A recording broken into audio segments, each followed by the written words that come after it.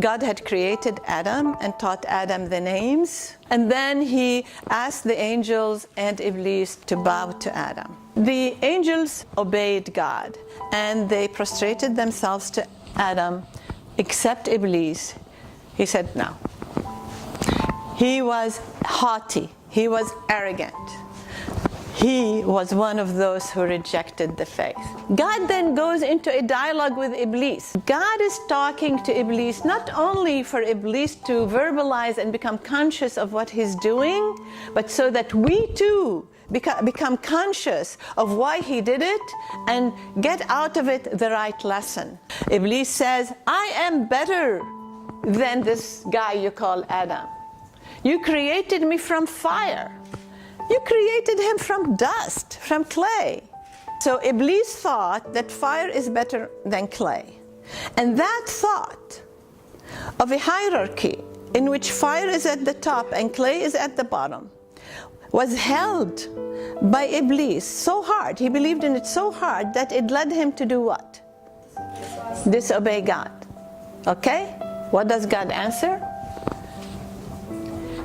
He said, get down from this. It's not for you to be arrogant here. Get out. You are of the meanest creatures. What does Tawheed mean? There's only one God. God's will is supreme over everything. When Iblis says no to God's will, to God's direct order, he was making his will superior to God's will. That Iblis fell into shirk. Iblis fell into shirk. Do we all know who al-Ghazali is, the famous Muslim scholar? And he says, you know, if you think this is a story about the past, something that happened and we're done with, you're wrong. It's here for a reason. It's here with us today, he says. And of course he lived in the medieval times, and so he said, as of his time, if you, a rich man, think you're better than a poor man, what have you done?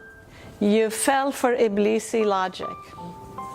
If you, as a white man, think you're better than a black man or a red man, you've done what? You've fallen for Iblisi logic.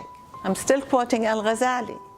If you are a free person and you think you're better than a slave, you've fallen for Iblisi logic. And I will add to it, and if you're a man and you think you're better than a woman, what have you done? You've fallen for Iblisi logic. You know, then there is prophetic logic or Quranic logic, built on cooperation, on compassion, on community.